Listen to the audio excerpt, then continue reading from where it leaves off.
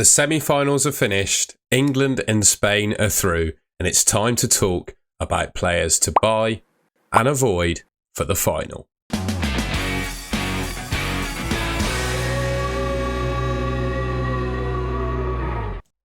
Right, a couple bits of housekeeping before I get into the players in teams themselves. For the final, you're allowed to pick 8 players per team, and you get 5 free transfers. Ignore the rest of the graphics. I've just stolen them from my last video. So that's just a bit of housekeeping. Secondly, I just wanted to go over the Elevenify stats. So these are predictions basically for goals, clean sheet odds, win percentage, draw percentage for the final.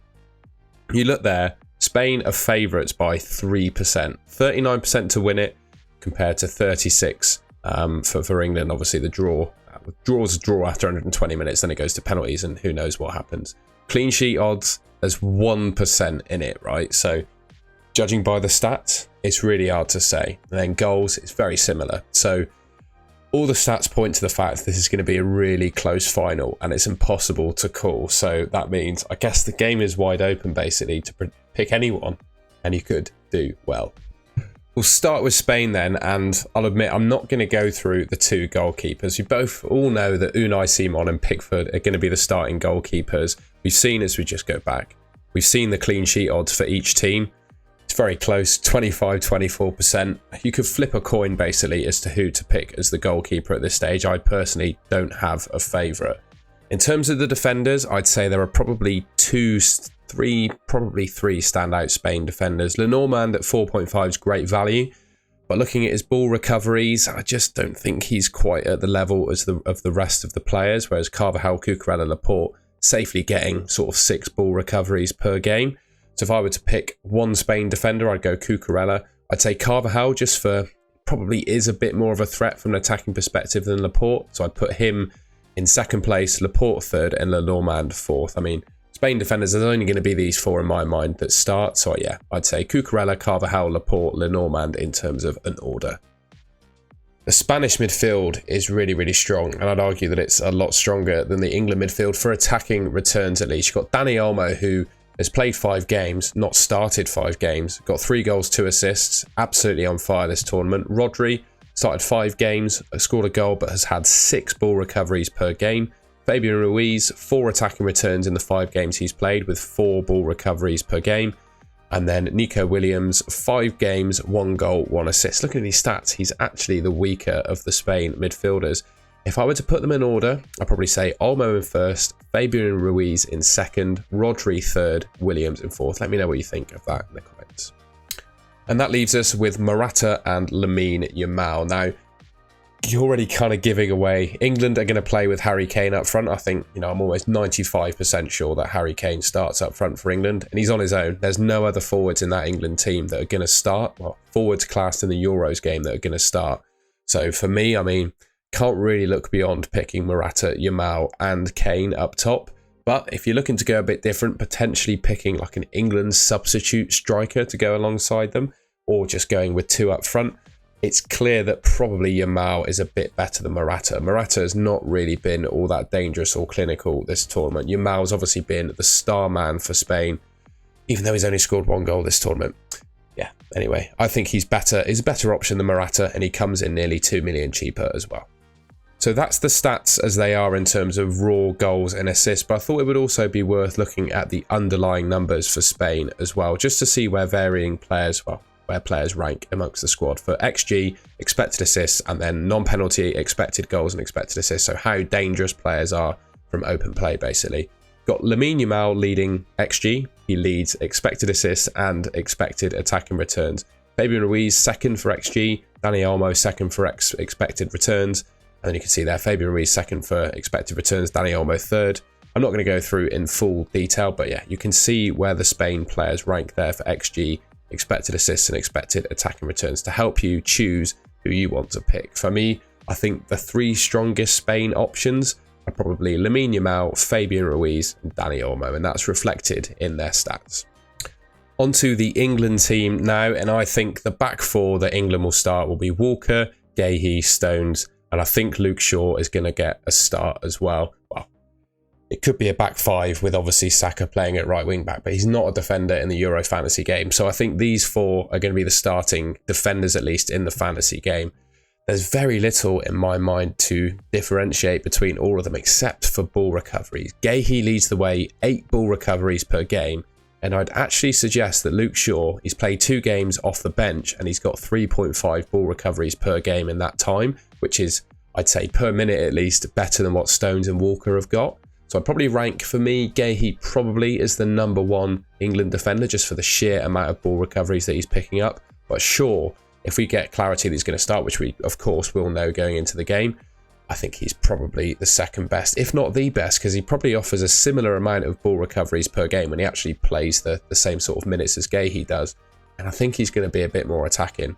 I'd probably put Walker in 3rd place and Stones in 4th. I think Walker just gets a little bit more forward than Stones, could potentially get an attack in return and just slightly more ball recoveries for him. So yeah, I go Gahey, Shaw, Walker and Stones as my 4 England defenders in order. So England are likely to start 5 midfielders in the fantasy game. So I'm going to talk about 3 of them on this screen, and we'll go to the other 2. Bellingham, Foden and Saka are probably the 3 strongest England midfielders.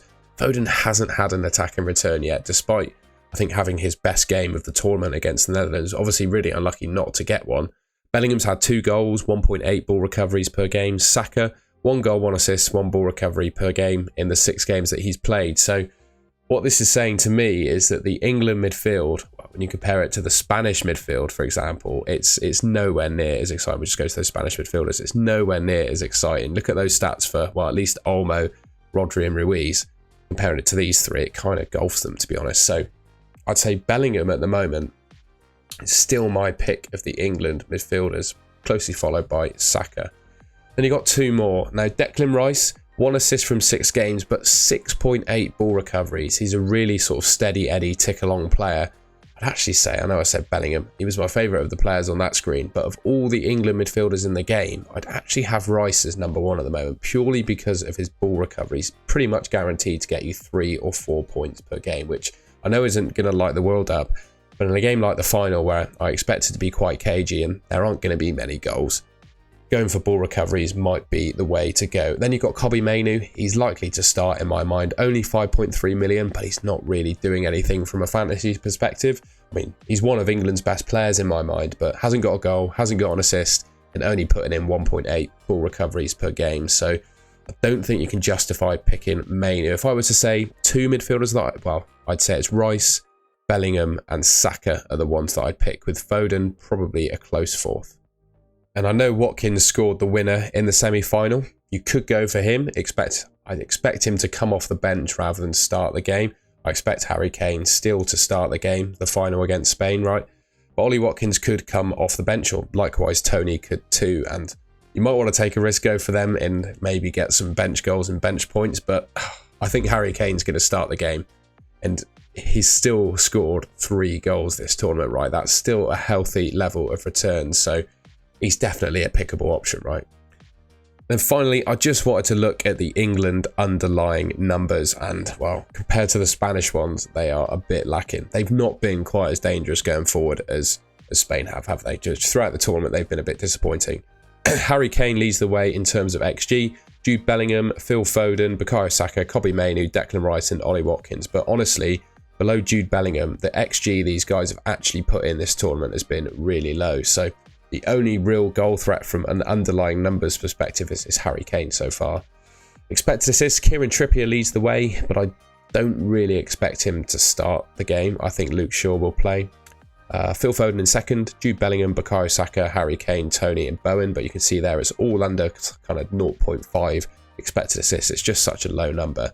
Then expected returns, you've got Harry Kane on 2.2, Kieran Trippier and Phil Foden, Bellingham 0.9, Saka 0.6, Tony 0.3 and Declan Rice 0.3. I mean, what this is saying to me is the England team, across the tournament at least, have not created all that many chances, and the goals that they have scored have come from sort of low XG opportunities. So when you compare that view to Spain, at least, I think it suggests to me, look at that, I mean, the numbers for Spain are so much bigger for attackers than they are for England.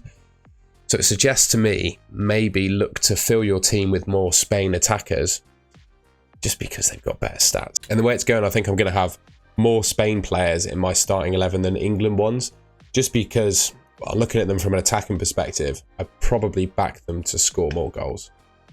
Okay, and that's the end of the video. It's really hard, to be honest, to make a buy and avoid video when there's only like 22 players to select from. So what I thought I'd do is make a prediction of the starting lineups, which I think has been quite obvious, to be honest, throughout the tournament. We've got a reasonable prediction of how both teams are going to line up, right? And then I thought I'd talk about each option, which ones are the best in each position, and kind of where I'd go with things. I think a combination of those Elevenify stats, the underlying numbers, etc., should help you decide who you think the best players in each position are and exactly where you want to go with your team. So if you enjoyed the video, please leave me a like rating. Let me know in the comments what you think of some of those players to buy and avoid, etc. And you can subscribe to the Golden Goal channel. It should be just here. I'll have one more Euro Fantasy video coming out. I think I probably won't go live for the deadline before the final because, well, my team England have gotten through and I'll be out watching the final, so I don't think I'll make a deadline stream. But if you're an FPL player, I'll have plenty of FPL content coming your way once the Euros finishes. In fact, I've already made an FPL video. I'll link that in the description below. So yeah, stick around, subscribe if you want to see some of that. It should be just there on your screen. All right, thank you very much for watching, and I'll catch you in my next video.